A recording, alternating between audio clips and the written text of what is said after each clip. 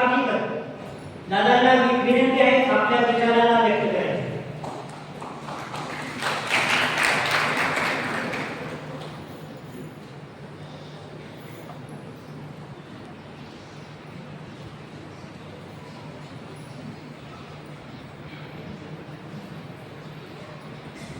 कठीण जळया प्रपंचासी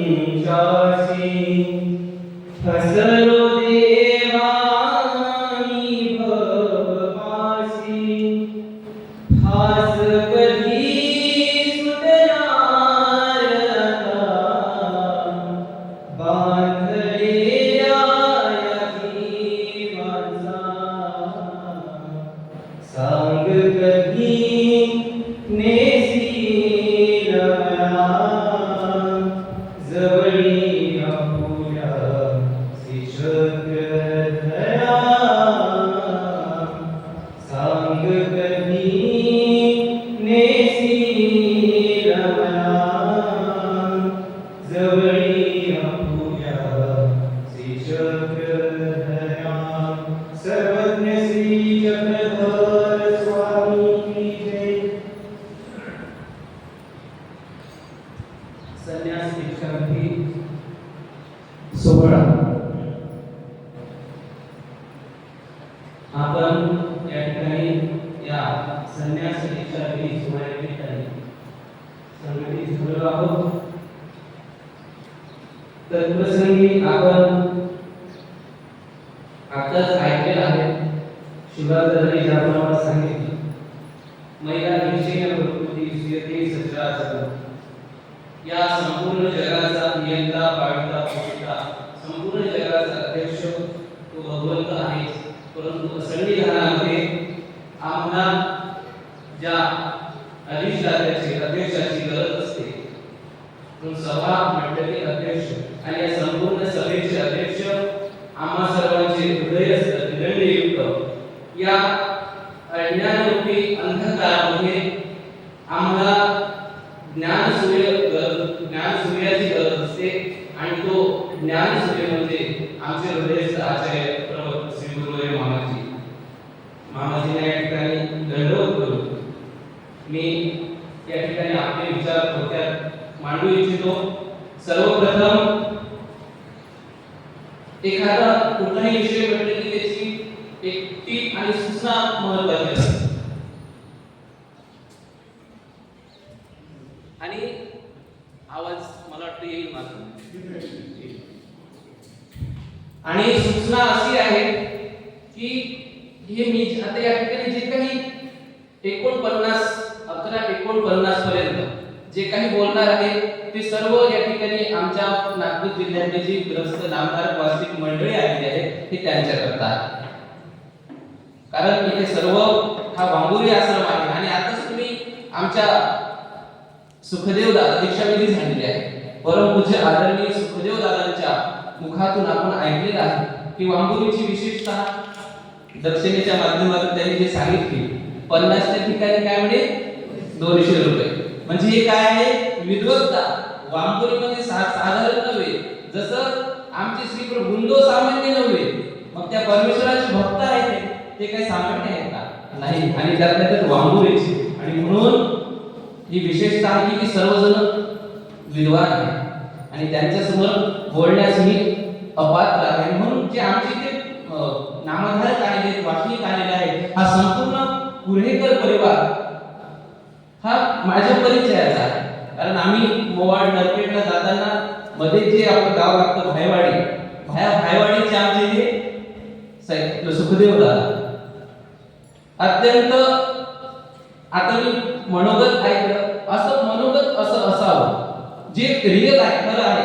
म्हणजे तुम्ही कधीही सुखदेव दादांना जर भेटले ना ते तुम्हाला असंच बोलताना दिसते आणि देवाला हे आवडते जे आहे ते जे जैसा आहे ते ज्ञान म्हणजे हे रियालिटी देवाला आवडते. नाहीतर मी पाहत असतो की माईकवर आले की भाषा बदलते. म्हणजे एखादा स्पीडने बोलणारा व्यक्ती असेल तो जरी माईक समोर आला ना तो असं खाट ठेवताना म्हणतो आज आपण या ठिकाणी ही ओरिजिनल नाही आणि देवाला आवडतं ते ओरिजिनल शुद्ध भाव जो आहे तो, जसा आहे तसा तो देवाला आवडतो. आणि म्हणून असे आमचे सुखदेव दादा, मला मनोगत त्यांचा मला काय आपल्या सर्वांनाही ऐकावंसं वाटत होतं की कसे आले, कसं त्यांना इकडे वेध लागला, कसा पोहोच झाला आणि आज अनुसरणापर्यंत पोहोचलेले आहे, ऐकावंसं वाटत होतं. त्यानंतर प्रास्ताविक आमच्या दादांनी जे आठवण सांगितली की संवत्सर येतील असं वांगोल असं ते नेहमी सांगतात ना, ते ऐकावंसंच वाटतं.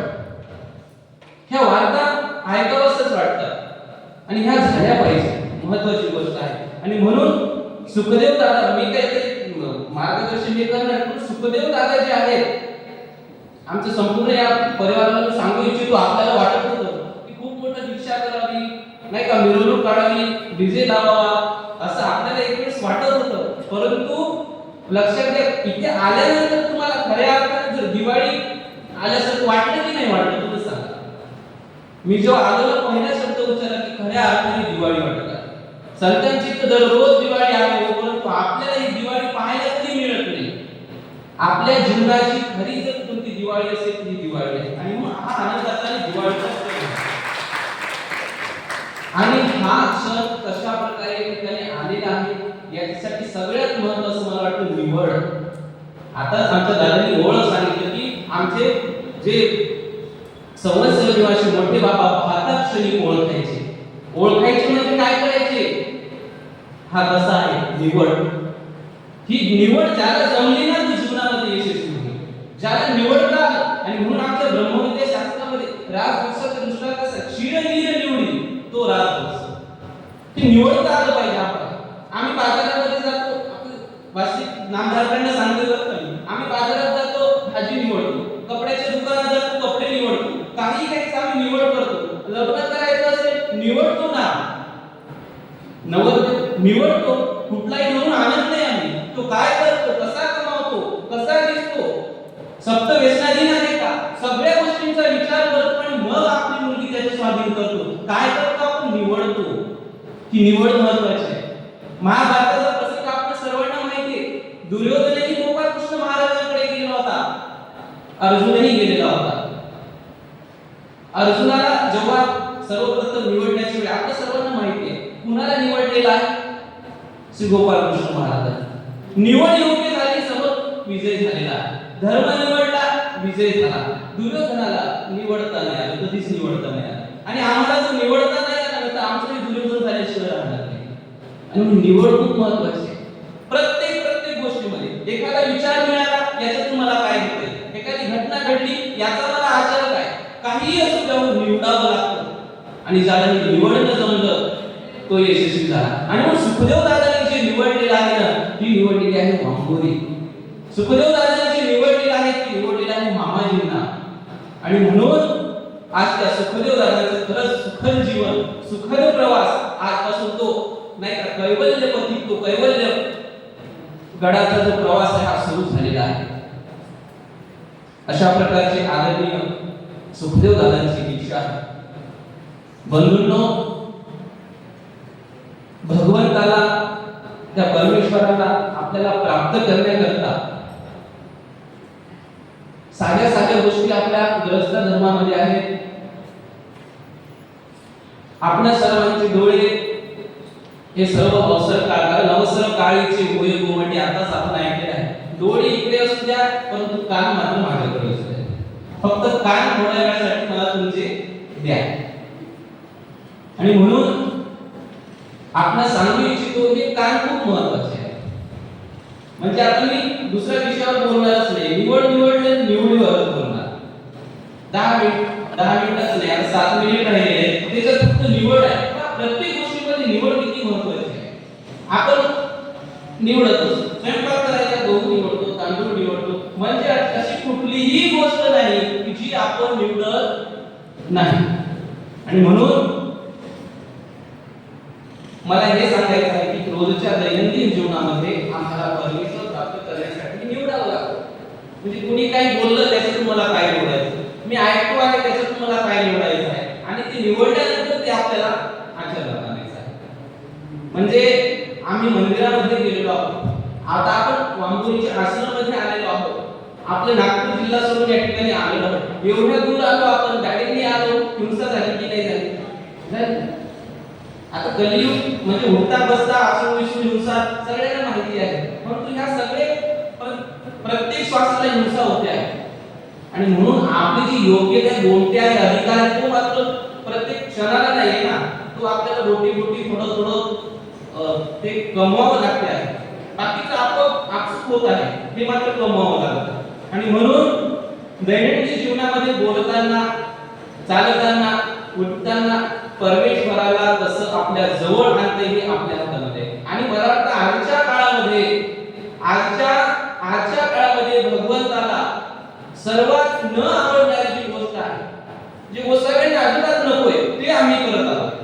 म्हणजे आपल्या जो वाचनिक वर्ग आहे, नामधारक वर्ग आहे, आपण पाहतो की आपण मंदिरात गेल्यानंतर सुद्धा आपलं काय राहते की अन्य वार्ता सुरू असते. निवड अन्य वार्ता सुरू असते. असं झालं तसं झालं, म्हणजे आपण घरी येऊन धर्म करत नाही. उचित काळ म्हणजे अशा अवसर काळाच्या ठिकाणी आपण आलेलो आहोत. अवसर काळ पाहतो की इथे जर अन्य वार्ता झाली तर याच्यापेक्षा उलट आपल्या जीवनामध्ये दुसरं काही नाही आहे. आणि म्हणून आपल्या सर्वांना माहिती, दुपारच्या पूजावर आपण रोज म्हणतो की गोसावी उंच म्हणा विजय करते, तेव्हा ते अन्य वार्ता करीत असते. भट्टोबास आधी समजतं जर अन्य वार्ता करत आहे, स्वामी ते परत येत आहे, परत राजमठाकडे. बाईसाहेब काहीतरी व्यापारानिमित्त बाहेर निघालेले आहेत आणि बाईसाहेब स्वामी म्हणतात की बाबा, आजी बाबा तिथे विजय करीत ते काय नाही, मोरे अन्य वार्ता करीत असते. म्हणजे बाबा येथे विचारली, बाई हे तिथे गेले होते. आणि मग स्वामी त्या ठिकाणी बराच वेळ झाल्यानंतर स्वामी आले नाही म्हणून भट्टोबास आणि सगळे जण त्या ठिकाणी आपलं स्वामींकडे गोसावींकडे आलेले आहेत. आणि त्या ठिकाणी बाईसा मेनू कोणा व्यापारा बाहेर निघाली. आणि मग भट्टोबास बाईसाला विचारते की बाई, आजी गोसावी तिथे विजय करीतीची ते काय? बाईसा म्हणतात की पोरे हो, तुम्ही अन्य वार्ता करीत असते. गोसावी के विचारली नाही, बाबा हे तिथे विजय केली होती. मला एवढंच म्हणायचं आहे की परमेश्वराला जवळ आणण्याकरता आपण इतकं सायस करतो, प्रयत्न करतो, आणि तो परमेश्वर आपल्या जवळ आलेला आहे,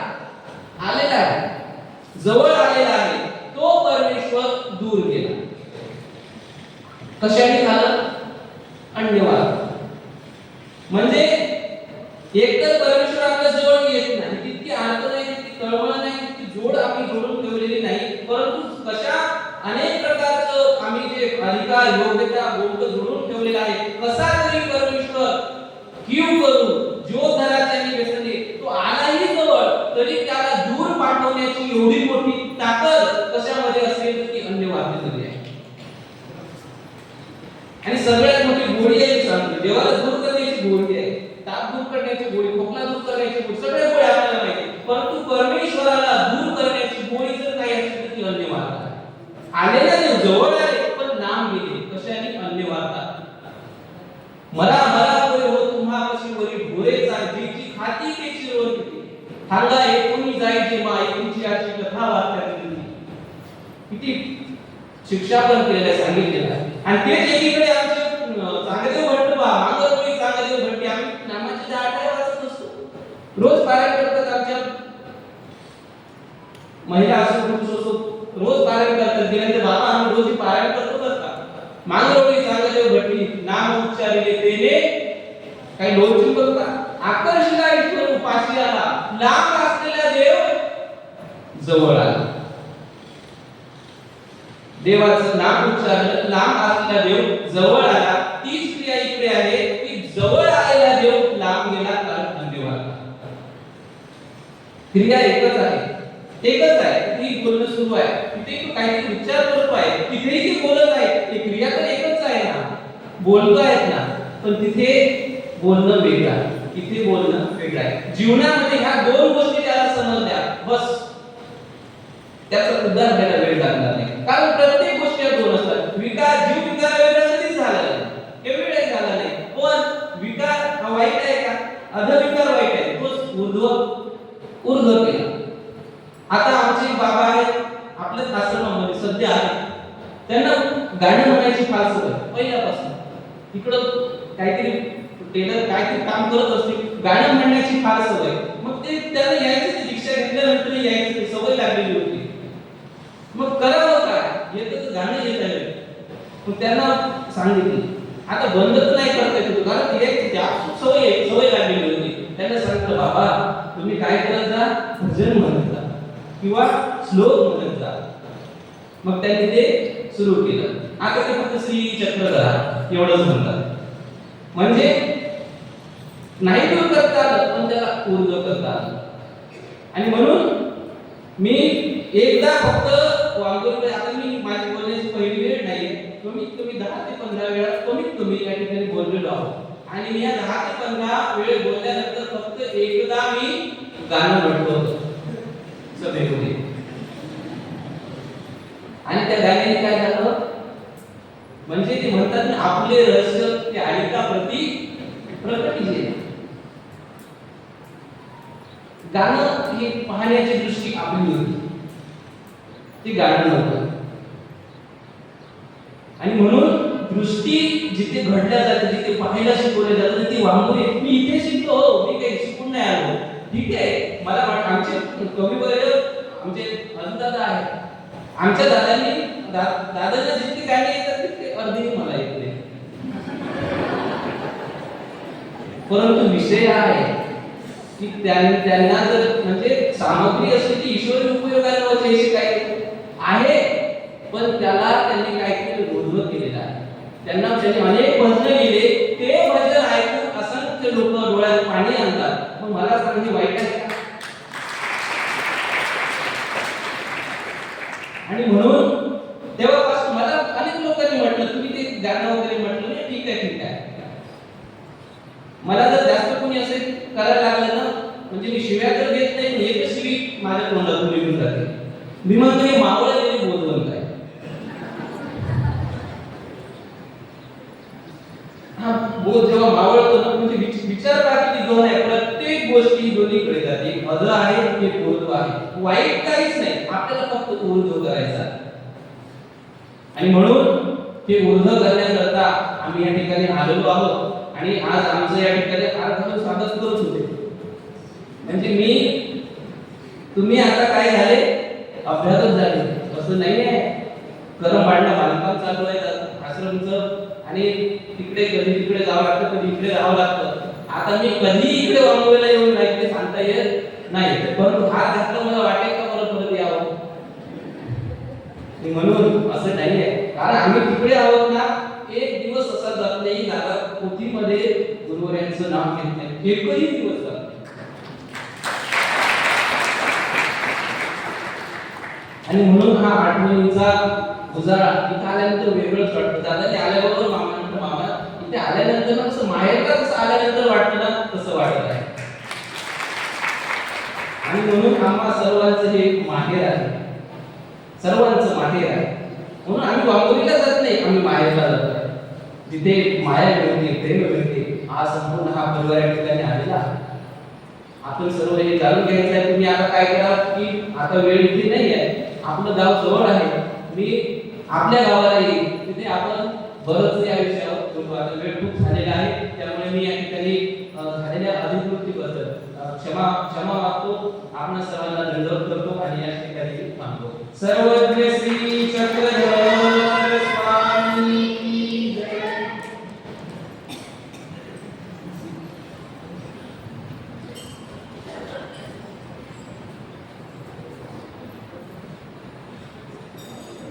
धन्यवाद दादाजी. दादांनी आपल्या सर्वांना सांगितलं जीवनामध्ये योग्य ते निवडा, आणि जे निवडलं त्याविषयी आवड महत्वाची आहे.